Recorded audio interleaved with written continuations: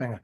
Buenas noches, bueno, buenas tardes, es de día casi, buenas noches. Aquí estamos en De Palique, un podcast de actualidad política, a veces Perfecto. ciencia, a veces cosas que te gustan a ti. Antonio Alarcó, senador. ¿Cómo te gusta que te presenten, Antonio? En estos momentos, senador en funciones y lo que soy, catedrático de cirugía, doctor en ciencia de la información y en sociología. El motivo de este podcast queríamos compartir contigo lo que ha pasado después del 28M, bueno, hasta la vida política. Bueno, o sea, haremos un repaso de todo, de esta legislatura que acaba y que empieza una nueva con unas elecciones generales adelantadas. Don Antonio, Dime. valoración del gobierno de Pedro Sánchez. Desde... Bueno, yo creo que Pedro Sánchez está carente de factores inhibitorios, no tiene ningún factor inhibitorio. Quiere decir, el primer factor inhibitorio que tenemos las personas normales, como ustedes y el que le está hablando, es vergüenza. No tiene. Pedro Sánchez preside directamente, perdón, Pedro Sánchez es un presidente legítimo de este país. Primer punto. Segundo, no tiene ningún factor inhibitorio, no porque lo diga yo, sino lo está demostrando él. Y en su propio partido lo dicen los socialistas, que han hecho una gran labor en este país, porque han gobernado 21 años en este país, porque los españoles han querido y lo han votado, dicen que evidentemente está fuera de cobertura y que ha hecho una serie de pactos del gobierno legítimo, y repito lo de legítimo porque yo nunca pongo en duda la legitimidad, pongo en duda lo que está ocurriendo, que el pueblo español en las últimas elecciones ha dicho basta ya de tener sí es sí, basta ya de con Bildu, basta ya con los independentistas y basta ya con lo que está ocurriendo. Y eso es lo que es mi opinión. ¿Eso es bueno? Creo que no. Los españoles han refrendado claramente que no están de acuerdo con eso y han hecho que ha perdido las elecciones municipales de una forma clara y franca, sin ningún tipo de ambaje ni de duda. Y después ha convocado unas elecciones generales de forma inmediata, que el pueblo español lo necesita, que no hay por qué hacer, no hay ninguna urgencia, porque este país no tiene ninguna urgencia de tenerlo que publicar mañana lo hago, que solamente está basado en defender sus problemas internos, que los tiene muchos y graves, no porque le dice Antonio Alarcón, sino porque lo dicen los propios socialistas de siempre. Y yo cuando llamo de socialistas de siempre, llamo a socialistas consolidados que han estado en este país y que representan una socialdemocracia europea convalidada. Sí, la verdad que por el ambiente callejero se nota la desesperanza de la gente con el gobierno de Sin Pedro duda, Sánchez y el PSOE ya no es lo que un día fue. Y sin eso se duda, nota. En el voto sobre todo se notó bastante, en el voto de la sin gente. duda. Bueno, no, el voto y la gente, lo digo de verdad, yo creo que todos en general, no, yo tengo ideología y creo en la ideología, pero la ideología no es lo fundamental, ni mucho menos. Lo importante son los problemas de los ciudadanos, que no tienen ningún tipo de ideología, los problemas mayoritarios de los ciudadanos.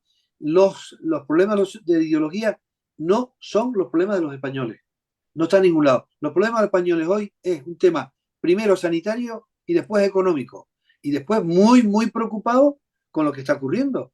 Esos pactos hechos con Bildu, que es un partido que legítimo, pero que representa ni el 0,5 de los españoles, ha hecho que se hayan modificado leyes como la ley de vivienda, que era importante sacarla, pero que donde los ocupa, porque lo exigió Bildu, el señor Otegi, que puede ser presidente legítimo del País Vasco, escuchen ustedes, y es verdad que ha pagado su condena, es verdad que es un terrorista condenado y ha pagado su condena, pero no se remeda ni se solucionan los problemas con el tema de que ha pagado, porque poner en una lista electoral a 47 ex etarras, de los cuales 7 tienen delitos de sangre, es una provocación que no tiene nada que ver con lo que es la reinserción de los presos y de los delincuentes.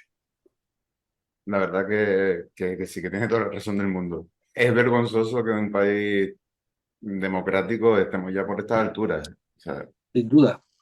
efectivamente. No se olvide que es un tema muy, muy delicado, ¿no? Que tengamos unas elecciones para parar simplemente la problemática interna y personal que tiene el presidente de gobierno y someter a un país como el nuestro, en donde las vacaciones, etcétera, etcétera, ya estaban prefijadas, los funcionarios, los colegios, los hospitales, los trenes, Renfe, Iberia, todo. ¿Por qué? No es porque haya un problema importante en el país, que si lo hubiera, habría que hacerlo el día que fuera, pero no, fue porque perdió las municipales, porque los ciudadanos españoles lo han castigado con el voto democrático, por cierto, ejemplar, sin ningún tipo de incidencia en ningún lado, pues creo que no es justo, no tiene sentido, es un patrón de medida equivocado, que si lo aplica a todos los criterios que está aplicando, y es verdad que lo está aplicando, pues así no funcionan las cosas, ¿no? Don Antonio, política pura y dura, ¿no? Esa de nuestra elección es una cosa política pura y dura, como dices tú, de Pura supervivencia, y dura. no de conveniencia, una política casi de gabinete, alejada de la, no sé, por criterios políticos y criterios de supervivencia. Digamos. Dicen, es que un libro que se llama Manual de Resistencia, ¿no? Ahora Y lo ya está ya viendo lo cierta escribieron. prensa como una estrategia, como un gran estratega que hace eso para paliar lo que es inevitable, ¿no? No, vamos a ver, claro. No, y más que política es la necesidad de tapar un problema del presidente de gobierno. No hay otra necesidad en este país. Para que no se hable del éxito del Partido Popular, que ganó las elecciones de forma evidente, ejemplarmente, y para que no se hablara de eso, dice, he perdido yo, porque él hizo las municipales, él fue el protagonista de los municipales, porque obligó que él estaba en todas las comunidades autónomas representando a las municipales, con lo cual le ha hecho un daño a un montón de gente socialista que estaba ejerciendo su dato como alcalde o como presidente de alguna comunidad, que lo estaba haciendo bien independientemente de la ideología. Y esto es así. Y claro que eso lo haya hecho así de esta manera, creo que es imperdonable. ¿Eh? Pasará la historia por algo absolutamente artificial y ya, como había dicho Félix, a él le escribieron el manual de resistencia, porque no lo escribió, no es capaz de escribirlo. No fue No capaz de... como tú, que eres una máquina de producir libros, pero además, escúchame, No, parece que el mal de Sánchez es contagioso, porque Ángel Víctor Torres en Canarias hizo exactamente lo mismo y bueno, perjudicó mucho, sin eh, duda. sin duda, perjudicó mucho al Partido Socialista, porque había candidatos que no hacían mitres porque no estaba él. Sin duda, pero no solamente a eso, sin duda. Pero Pero crees claro, que hay una especie de tentación, ¿no? Que creo que en la historia de política de España, que es el mesianismo, ¿no? sin duda. Esto es algo más que mesianismo. Mira, yo como soy médico, nunca podré decir a alguien, y menos en antena, que es un psicópata, porque es una enfermedad que hay que tratar. Y una psicopatía es una enfermedad como la diabetes. No tenemos ningún derecho a echarle en cara que sea enfermo. Él no es un enfermo, por lo menos para mí. Él es un sociópata, que Muy es bien, una me enfermedad gusta eso. social que no tiene que ver nada con una patología médica que a mí no se me ocurriría nunca criticar, pero está producto simplemente de su vanidad extrema que no piensa nunca. Los sociópatas, primero yo y después yo, y después los ciudadanos. Yo estoy convencido que no han pensado los ciudadanos nunca, diga lo que diga. Por cierto, el manual de resistencia se lo escribió una secretaria de Estado, él no sabe escribir.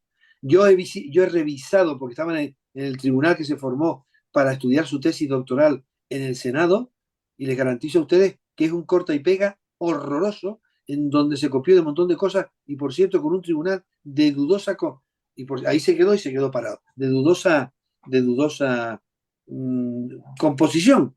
Bueno, conclusión, si eso es capaz de hacerlo, es capaz de todo. No se olviden ustedes, queridos televidentes de TikTok, de que él fue echado de Ferraz por descubrirle una urna detrás de una cortina donde había metido un montón de votos desesperados porque iba a perder las elecciones. Y lo echaron.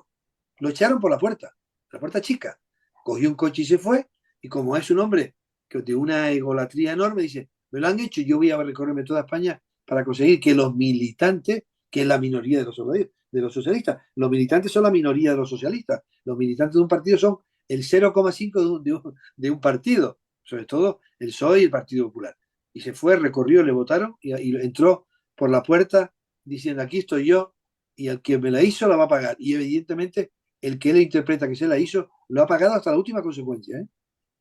En Valencia ha habido una nueva ley que, bueno, regula el tema de los ocupas, ¿no? En favor de los propietarios, digo yo. Hombre, claro, pero vamos a ver, es que España necesita Pero una eso ley es una de... propuesta también de Feijóo, o sea, ¿da la impresión de que es una defensa de la propiedad privada o No, no, también es vamos a ver, la propiedad... mesiánico Feijóo también? No, no, Feijóo no tiene nada, no, Feijóo no tiene nada de mesiánico, lo voy a decir porque, primero, es un Tú lo hombre, conoces, ¿no? Perdón, usted lo es un conoce. hombre maduro, Te puedo es un tutear, hombre ¿no? maduro, es un hombre maduro, es Ya. un hombre gallego, gallego. Es un hombre que ha ganado 4 mayorías absolutas, impolutas, seguidas, que no lo ha conseguido nadie, ningún demócrata en España. Y además es práctico, es práctico. Y entonces, ¿cómo va a haber una ley de vivienda que era necesaria? Porque en la democracia no ha habido ninguna. Y esa ley de vivienda se modifica al final para decir que los ocupas tienen los derechos por encima de la propiedad privada. En un país demócrata como el nuestro, en un país europeo como el nuestro, la propiedad privada es sagrada. Cuando digo que es sagrada, es sagrada. Es uno de los principios constitucionales. Y nada más, y eso es lo que hay. Con lo cual, lo que ha dicho Feijóo está clarísimo. Como que en Europa, ¿sabes cuánto se tarda un ocupa en desalojar? 10 minutos. Sí, ¿Pero la qué es verdad que esto? tenemos la lista más larga desde o sea, 2 meses, no, 2 años incluso. No, pero ¿cómo que 2 años? No, pero te va a pasar lo que yo. Si tú ahora vas a tu casa, que estás ahí en el estudio, y te encuentras a alguien dentro tuyo, tú tienes que demostrar ante la Guardia Civil que el dueño eres tú, no él. Tienes que ir a buscarla. ¿Pero esto qué es? ¿Cómo va a ser eso? Siempre la presunción de inocencia es correcta, sí, pero si el dueño eres tú y se demuestra, porque el dueño está entrando con la llave y ha entrado otro, el que de otro lo que hay que hacer es simplemente manteniendo la legislación vigente, echarlo en 2 minutos. Sí, En 2 minutos. Tenga las condiciones que tenga, ¿eh? por lo que tengo entendido, hay ocupas que entran, se piden un Uber y con la factura del Uber ya tienen potestad para decir que esa es su propiedad. Claro, bueno, porque hay una ley que se ha hecho porque Bildu lo ha obligado y Podemos lo ha obligado porque este gobierno está secuestrado legítimamente, repetirlo otra vez, por la minoría que representa ni el 5% de los españoles y así está, así nos va. Por eso, no, no, por eso castiga al pueblo español de todas las ideologías, porque eso no se puede jugar con las instituciones. La verdad. Antonio, el mapa político español ha cambiado de manera radical. Radicalmente En Madrid Ayuso ha conseguido una mayoría absoluta indiscutible. indiscutible. El PSOE ha perdido una plaza importante que era Valencia. Ha habido un pacto entre el Partido Popular y Vox. ¿Claro? Y Canarias ha perdido Canarias, que supuestamente iba a ganar a Javier Torres con una mayoría holgada y al final ha perdido. Bueno, bueno, efectivamente se ha puesto de azul. Pero yo creo que hay que ser muy, muy, muy modesto en la victoria y generosos en la resolución. Y hacer una lectura muy clara. El pueblo español ha dicho lo que ha dicho. Hay que decir también que uno no elige a los alcaldes ni a los presidentes de comunidades autónomas. Elegimos a los concejales y los concejales eligen al alcalde que toca de turno. Por eso, no, aunque tú ganes como partido, no te garantiza absolutamente nada para todo el mundo. Por eso, cuando uno elige y vota a las elecciones generales, vota a los parlamentarios, senadores y diputados. No elige, no estás votando ni a Zapatero ni a Núñez Feijóo. Estás votando a senadores o diputados. Y ganará quien consiga más votos en la soberanía nacional para ser presidente y será investido. Antonio, Alarcó, ¿te sorprende la corrupción que ha demostrado el PSOE en esta legislatura? Pensando que ellos legítimamente entraron en el poder por la corrupción del PP, de Mariano Rajoy, la moción de censura, y sin embargo hemos visto ahora episodios terribles de corrupción por parte del Partido Socialista. ¿No? ¿Eso no te sorprende como Bueno, político? no, a mí no me sorprende, me duele, me duele. Pues, bueno, hay que aclarar una cosa. La corrupción son de las personas, no de los partidos. Menos un partido como el PNV que ha sido condenado como partido, no ningún otro partido, ni el PP ha sido condenado, ni el PSOE como partido. Ha sido condenado con las personas, los seres, las personas, los cargos, algunos y no todos. Creo que es nefasto. La corrupción es la manipulación más grave que se le puede hacer aprovechando de tu cargo político. Creo que es gravísimo y le ha hecho un daño. Y no es el PSOE, sino mucha gente, unas cuantas personas del PSOE que han hecho en Canarias y etcétera, no se han puesto ni guantes. Lo más duro que yo he vivido últimamente es la Guardia Civil, que es otra vez más una de las instituciones más respetadas por todos los españoles de todas las ideologías. Como es la Guardia Civil, ha estado sometida y investigada por la última, por cierto, ha habido 3 presidentes en 3 meses, ¿eh? Vaya por delante. Eso me parece a mí de una gravedad enorme. Y después, Tito Berni, Tito no sé qué, terrible, horroroso. Y yo como demócrata me siento absolutamente incómodo poder pensar que cualquier partido, personas del partido metan la mano en la caja, porque mayoritariamente los políticos de todos los partidos mayoritariamente son gente honrada. Mayoritariamente gente honrada. Y por 4 o 5 golfos, siempre con presunción de inocencia, condenado, nos está haciendo un daño a la noble actividad de la política, porque no hay nada más noble que levantarse por la mañana y decir qué voy a hacer y a dedicarme a los demás. Y eso es lo que hago yo en política. Tenemos una problemática actualmente también con el tema de Marruecos y España. Sin duda. Una problemática grande.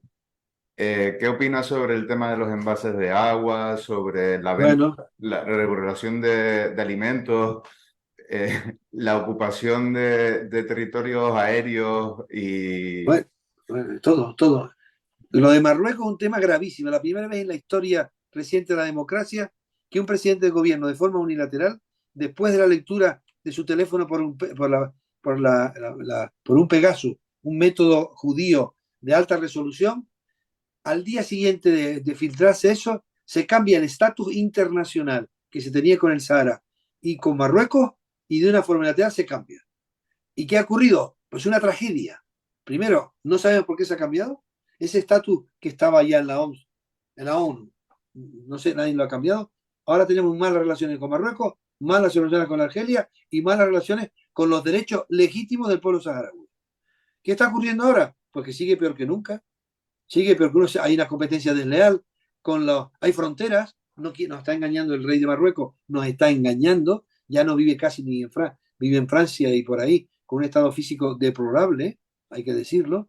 Y lo que está ocurriendo es que los niños marroquíes estudian en los libros de texto que Canarias está dentro de Marruecos.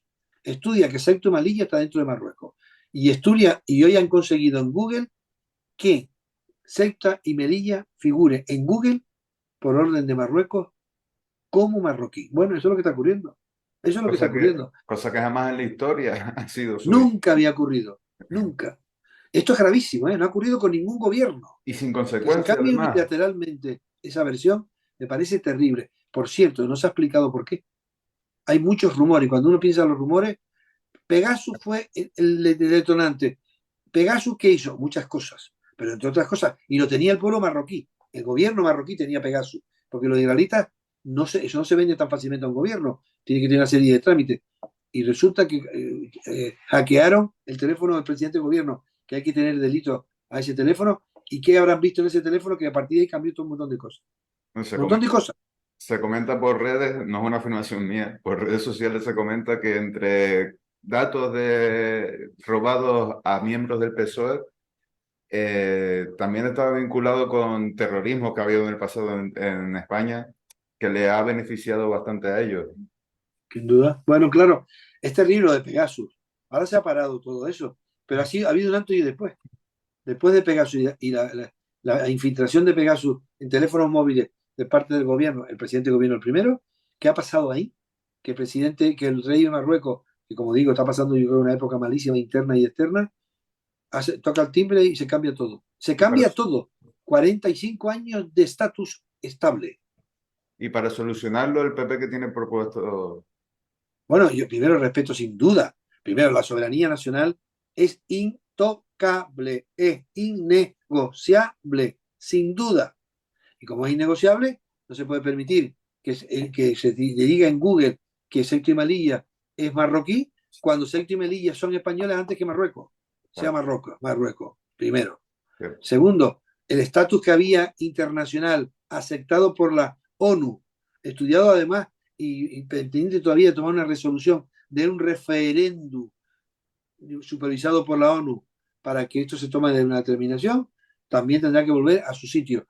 Y a partir de ahí, respeto mutuo, ¿no? Respeto mutuo. No podemos permitir amenazas de nadie a un país soberano porque alguien tenga duda de que hay o no hay cosas. Antonio, hay empresas españolas que están yendo a Marruecos, abandonando el país y yéndose a Marruecos, y parece que hay un acuerdo y todo. Bueno, Pegasus y después los empresarios ganan pasta ahí en Marruecos, ¿o qué? No, bueno, los empresarios, vamos a ver, la empresa es Libertad para la libre. empresa, evidentemente, ¿no? No, Bueno, la lo bonito empresa, sería traerlos, ¿no? A España de nuevo. sin duda, yo no digo que no, claro, vamos a ver. Pero, ¿qué está pasando ahora con el tema marroquí? Marruecos ha descubierto hace muchos años que es, una frontera importante, en teoría, para parar el islamismo radical. Europa lo tiene como cortafuegos de ese islamismo y lo tiene como país preferente fuera de la Unión Europea. Y a partir de ahí viene una cantidad de privilegios enormes y a partir de ahí, evidentemente, si yo soy un empresario y tengo mano de obra suficiente y además tengo el agua más barata y además tengo ayuda por plantar allí tomates, que lo sabemos hacer muy bien, o cualquier otra cosa, me voy allí. Es evidente. Todo eso es legal. Lo que tiene que ocurrir es que no se den esas condiciones, que esa preferencia europea, y nosotros somos europeos, no sea un hándicap contra nuestro producto. No lo podemos permitir. O sea, Eso te iba a comentar. seguridad, claro, la seguridad Claro. fitosanitaria en España es modélica y la de Marruecos no. Los Ay, productos que se utilizan en España, que en Europa no se pueden utilizar, productos que están usando, por ejemplo, para mantener de fertilizantes, etcétera, incluido agua, en Marruecos. Y no se puede competir. No podemos permitir que el tomate nuestro compita con ese tipo de tomate porque no sea preferente podemos. europeo. Sin duda, digo el tomate, como digo otras muchísimas cosas, hortalizas, etcétera. A ver, curiosamente, además de que las casas se pagan más baratas en Marruecos que en España, bueno, también lo pongo como un factor, pero bueno, yo quería decir una cosa. Sí, Pedro Sánchez cambia radicalmente la política con respecto a Marruecos y apoya, después de que Estados Unidos reconoce la soberanía de Marruecos sobre su un occidental. presidente americano, no todos, Exacto, uno, Trump. Pero Sánchez cambia radicalmente el asunto, abre una herida gravísima en el Sáhara Occidental con el Frente sin duda, Polisario. sin duda. Incluso abre una causa penal contra uno de los comandantes e imputa a varios cargos, se imputan a varios cargos socialistas. Ese cambio de Pedro Sánchez sorprendió a muchísima gente, de verdad, porque nadie se esperaba Bueno, además fue esa entrega, que unilateral. por eso estamos hablando de eso, que todo eso empieza así.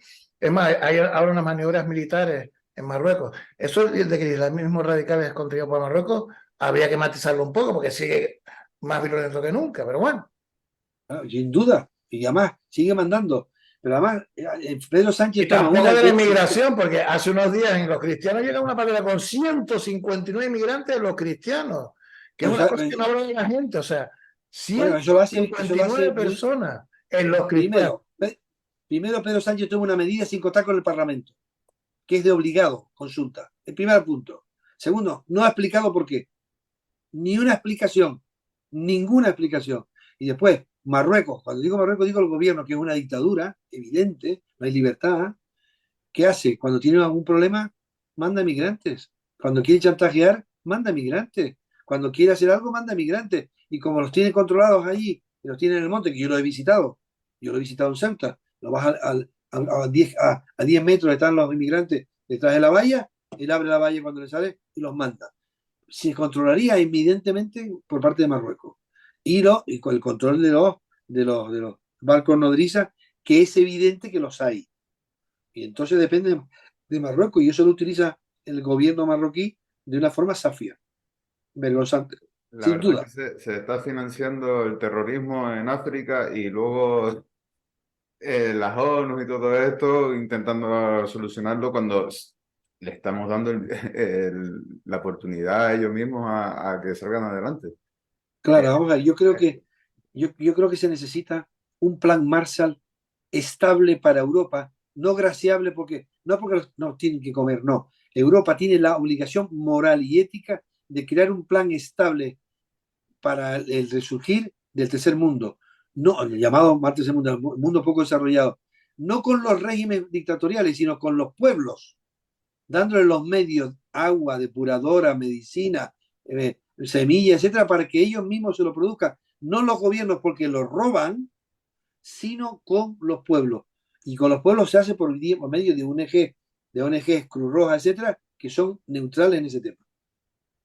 No vale Eh, quejarnos después, no vale quejarnos. Si no hay exacto. un plan estable, permanente, con una inversión importante, permanente, para reducir la tremenda desigualdad y el hambre que se vive en ese país, en los países en general, no todos, esto seguirá siendo imparable. Como se dice en mi pueblo, no me dé pescado y enséñame a pescar. Sin duda, no me des Sí, pescado. por Debería supuesto. pescar, que es más difícil. Y eso es lo que hay que hacer. Y no se ha hecho, ¿eh? No Que se ha ahí ya hecho, ¿no? tenemos más problemas. Bueno, de todas formas, Europa los países europeos occidentales se benefician de los países africanos, como ya sabemos, pero bueno, eso es otra cuestión que yo quería aprovechar. Yo creo que de Marruecos ya hemos hablado bastante, y si no, Mohamed esto nos va a llamar y va a cortar el programa. Sin duda. Yo Vamos a quería ver. hablar un tema que tú dominas perfectamente. Quiero hablar del tema nacional, pero también el tema aquí de Canarias, ¿no? Que es la sanidad. Sí, sin duda. Eh, Hemos tenido una ministra canaria de Sanidad, Carolina Darias, ¿no? Que se fue Sí, a Las sí, sí. Palmas, ya está. Hemos tenido una pandemia, pero la sanidad, ¿cómo la ves? Sí. O sea, ¿qué balance Bueno, puedes hacer? Habla un vamos a balance ver. del gobierno estatal con respecto. Bueno, primer punto. España tenía, y yo creo que pronto volveremos seguramente, una de las mejores sanidades del mundo. No por ningún gobierno, sino porque nos hemos dado todos los españoles de todas las ideologías un éxito permanente de sanitario. ¿Qué ha ocurrido? Que viene una pandemia, no se está preparado y ha devastado el país porque se han tomado medidas demagógicas equivocadas sin comité científico. ¿Qué ha ocurrido con el Ministerio de Sanidad en los últimos 5 años? En los últimos 4 años, que ha habido 5 ministros de sanidad. No puede funcionar ninguna sanidad con 5 ministros. ¿Por qué ha habido 5 ministros de sanidad? No porque lo necesitaba el país, sino porque se convirtió el Ministerio de Sanidad en una lanzadera política. Illa, Carolina Daria, etcétera. Y eso es una falta de respeto a los españoles. No se puede hacer política con la sanidad. Se puede hacer política sanitaria, pero no política con la sanidad. Y tener 5 ministros no lo soporta nadie.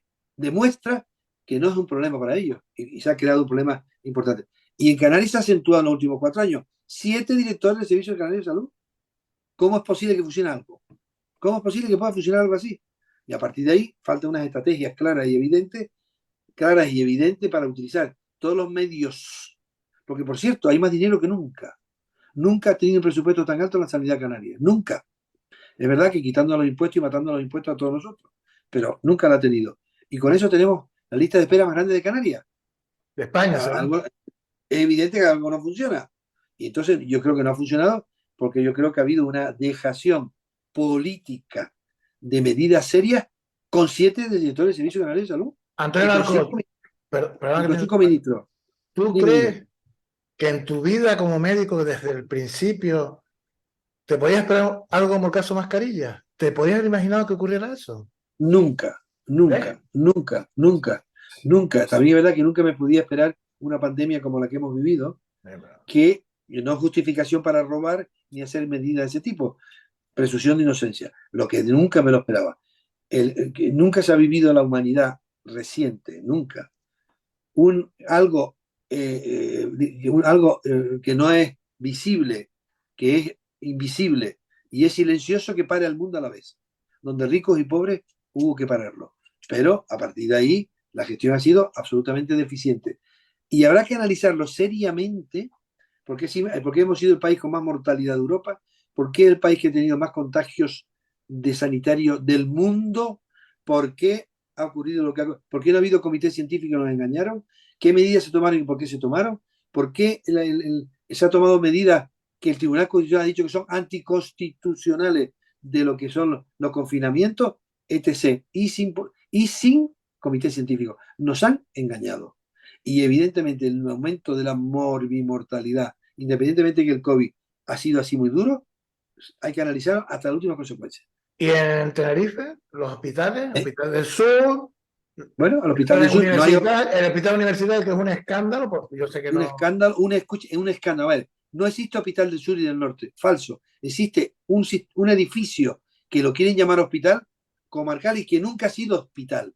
Simplemente ha sido un centro de especialidades avanzado que no es un hospital porque no tiene una cartera de servicio de hospital, sin duda. Y el Hospital Universitario de Canarias, que era uno de los hospitales mejores de Canarias y de mejores de España, porque quien lo valoraba siempre lo decía así, hemos pasado de ser, en los últimos 4 años, de pasar del mejor valorado mayoritariamente a ser el último. Y eso solamente tiene un nombre, un defecto de gestión irresponsable. No tiene otro nombre, no puede tener otro, porque los sanitarios somos los mismos. Lo único que ha ocurrido es el tema de gerencia. Gerencia y dirección. cuando uno dirige algo que estaba de lo mejor y ahora está el último, evidentemente, la culpa tiene que estar centrada en la gestión que se ha hecho. Y después, siempre ha habido una tendencia con el Hospital Universitario de Canarias, primero a que se cambie el nombre. Hay que tener el delito, que se llame Hospital Universitario de Tenerife. Se llama de Canarias, está registrado, y por cierto el nombre lo tiene registrado Santiago Pérez, que fue presidente del Consejo de Administración. En ¿Perdón? segundo lugar, Perdón, claro, Antonio, Santiago Pérez tiene nombre registrado del Hospital Universitario de Canarias. sí, porque cuando se registró, gobernaba el Cabildo el PSOE, él era vicepresidente y fue presidente del Consejo de Administración y se registró de hospital clínico, pasa a registrarse Hospital Universitario de Canarias. Y como el Hospital Universitario de Canarias es universitario desde que nació, gracias al Cabildo de Tenerife, yo soy médico gracias al Cabildo de Tenerife, como soy el sexto el quinto de 6 hermanos, no me tocaba estudiar en Madrid porque no podíamos, se estudió porque se creó la carrera aquí y la facultad y lo hizo el Cabildo. Y entonces siempre ha molestado. A mí me dijo una vez el señor Román, que por cierto fue alumno mío, cuando digo alumno mío, porque él estaba acabando la carrera y yo estaba en sexto y ya estaba en reciente uno y ya estaba en eso, me dijo, Antonio, yo cuido primero a un hijo que un sobrino y ustedes son sobrinos. Bueno, efectivamente se ha ejecutado. Y ahora lo están matando por falta de gestión, por una desidia terrible y además por inanición, no concediéndonos subliminalmente las últimas tecnologías ni las inversiones correspondientes. Román dijo que si le daban la confianza iba a profesionalizar la sanidad. O sea, una cosa absolutamente cínica por parte de Román Rodríguez. Bueno, Román Rodríguez, que es médico y que tiene experiencia, y que cuando su radicalidad al principio era bastante profunda, en estos momentos no, también es verdad que los ciudadanos le han dicho, no te queremos. Te lo digo claro. No salió ni de diputado. Bueno, sabía de sanidad porque al final, o sea, sabía, pero bueno, hay un concepto muy claro que el Hospital Universitario de Canarias era un grupo de señoritos numerarios o catedráticos distintos a los demás, como si tuviéramos la culpa nosotros en el hospital universitario. Y se hizo en el hospital universitario hace 50 años, un poquito más de 50. Y lo que no se le puede es a una institución como esa dejarla caer como la están dejando caer. Y no ha habido falta de defensa clara y manifiesta y de gestión manifiesta clara y no la ha habido. Las huelgas en sanidad han tenido efecto Bueno, las porque huelgas son una expresión legítima sí. de malestar y de reivindicación. Lo que ocurre es que como en un servicio esencial, una huelga legítima en sanidad, y a los sanitarios no nos gustan las huelgas, por mucho que quiera, en los servicios mínimos se aproximan al 92%. O sea, que tiene mucha poca tendencia a que se note, porque es un servicio esencial. Pero bueno, hay un descontento masivo con los profesionales que estamos devastados, que nos han faltado el respeto, con la falta de consideración de que es una enfermedad profesional el COVID, de peligrosidad del trabajo, con unos pueblos, con más de 10.000 personas que estaban interinas de forma permanente, esa interinidad que mataba, bueno, pues ese tipo de cosas ha hecho un efecto enorme y evidentemente habrá que corregirlo y esperemos que se pueda corregir con planes estratégicos claros de estrategia y plan de control de lista de espera, etcétera. Hay que decirlo que si no se afronta ya, esto es caótico. Don Antonio, mi pregunta última, después la pregunta última del creador y el promotor de este podcast, don Francisco. Dicen que España es la madre patria de Iberoamérica, ¿no? Sin duda, y lo es y lo reconoce todo el mundo. Y usted dice que la Comisión Iberoamericana en el Senado solo se ha reunido ¿cuántas veces? ¿Dos? Sí, dos, tres, pero además para asuntos intrascendentes, yo soy el portavoz adjunto, es la única Cámara Legislativa Europea que tiene una comisión dedicada a Iberoamérica. Evidentemente, la madre patria Iberoamérica. Pero ahí no está, en el Senado no está la madre patria, está como la hija patria, porque es muy flaca y débil. ¿Cuál? ¿La comisión o el Senado? No, en el Senado sí, solo se reúnen dos veces, madre patria. Bueno, claro, no, se reúne dos veces porque el presidente no le deja que se reúna más, porque los temas venezolanos estaban prohibidos tocarlos, porque los problemas de Nicaragua estaban prohibidos tocarlos, porque Podemos lo boicoteaba, porque el gobierno, que es el que dice que las comisiones se pueden reunir, no las ha dejado. Por cierto, se ha reunido 3 o 4 veces y el truco que teníamos nosotros los senadores es presentar los temas iberoamericanos en la Comisión de Asuntos Exteriores. Y no le queda otro medio que aceptar, porque si no se reunía. Tampoco reunía la Comisión de Sanidad, ¿eh? En plena COVID no se reunía, se ha reunido muy poco, como nunca. Y además por asuntos intrascendentes. ¿Por qué? Porque el COVID no lo quería que lo discutiéramos con resoluciones democráticas. Que el COVID era manifiesto cómo se estaba llevando. Pero ¿de qué es esto? Que el ministro Illa, ¿qué nos dice el ministro Illa? 5 ministros seguidos. ¿Cómo vas a seguir un plan? La verdad que No una ha salido casi ni Termina, prevención del Francisco. suicidio, Don ni Antonio, nos enfermedad quedan 4 mental. minutos. 4 Encantado, lo minutitos. que quiera. A ver, Termina, Francisco. O yo, por terminar, una pregunta que se está rondando mucho por redes también, la preocupación de que el PP apoye la Agenda 2030. no, vamos a ver. La Agenda 2030, que en principio a priori no tiene por qué ser mala, es una agenda que lo que pretende es mantener el medio ambiente lo máximo posible, efecto invernadero, etcétera. Lo que no puede ocurrir, y me gustaría decir una frase aquí, la Agenda 2030 lo primero que tiene que hacer es proteger al hombre, a la humanidad. Y no hay ninguna ley que diga que hay que protegerla. Estamos protegiendo al cangrejo, al cangrejito chiquitito, al vertebrado, leyes especiales, y sin embargo no hay ninguna ley que diga que hay que tener un desarrollo sostenible, porque lo que hay que hacer sin duda es proteger a la humanidad. Y el desarrollo al 2030 están intentando cambiar el efecto que hay de tratamiento del medio ambiente de forma clara, que lo hay, que lo estamos dañando, a un coste insostenible. Y además utilizando demagogias muy raras, porque Europa en este momento, como Alemania, está usando el carbón normal. Y aquí se cierra la energía nuclear, que es la energía más segura que se tiene, que hay, sin duda. Se dice estratégicamente que se cierran ¿cómo se llama? Las centrales, y resulta que el 40% de la electricidad que consume en España viene de Francia y es nuclear casi toda. Es una demagogia barata. ¿Qué hay que hacer? Pero hay Sí al quien, desarrollo. Sí hay quien dice que la Agenda 2030 es más una agenda socialista extremista que de Bueno, derecha. efectivamente, es la utilización del medio ambiente que hay un problema por vía ideológica e intentando someter a la ciudadanía a unos principios que lo hacen insostenible y lo hacen que no se pueden financiar. Y evidentemente es buena porque es europea también, pero vamos a ver hasta dónde llegamos. No puede haber ocurrido lo que está ocurriendo ahora, ¿no? Sí, No puede debería ocurrir. Antonio, haber una separación Francisco. de puntos ahí. Francisco, Claro, total. Francisco, yo sé que te gusta y a mí también. Don Antonio, nos queda el minuto 54, ¿no? Muy bien, perfecto. Una despedida a todos los seguidores de Bueno, Patrick Boca. bueno, yo Estamos en encantado. el Primero, muchas gracias 46. muchas gracias por poder permitirme hablar con ustedes un rato. El podcast es una cosa muy bien utilizable, muy sencilla, ecológica, no hay que desplazarse, no se gasta Es la gasolina. Agenda 2030 de Tenerife. Sí, Bueno, yo creo que es importante. Creo que dedicarse a los demás merece la pena. Para mí la política es dedicarse a los demás y eso creo que merece la pena. A mí me produce gustirriní y no estoy exento de gustirriní, me gusta. Creo que hay que hacerlo de forma noble, honrada y dedicado a los problemas de los ciudadanos, no a los problemas ideológicos que uno pueda tener, y merece la pena seguir tomando medidas para que los ciudadanos de toda la ideología puedan resolver sus problemas, que son muchos e importantes. Por cierto, no nacen niños. Cada niño que nazca hoy en Europa, perdón, en Tenerife, nace con menos 38.000 euros, sin Don haber nacido. Antonio, muchas gracias, don Antonio. Un abrazo muy Un fuerte, muchas placer. gracias. Viva el Zoom, que esto está genial, me encanta. Buenas Venga, un noches. abrazo fuerte, muchas Un gracias. abrazo Hasta grande. luego. buenas noches y gracias por No, pasar. hasta luego. Pues bueno, aquí tenemos una buena entrevista. Tenemos que informar a la gente y por eso hacemos estas cosas.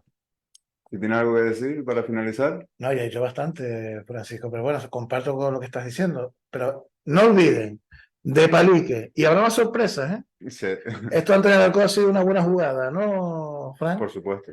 Y te vi contento, ¿no? ¿Estás de acuerdo con lo que decía el senador? Sí. Bastante, ¿no? Bueno, yo también.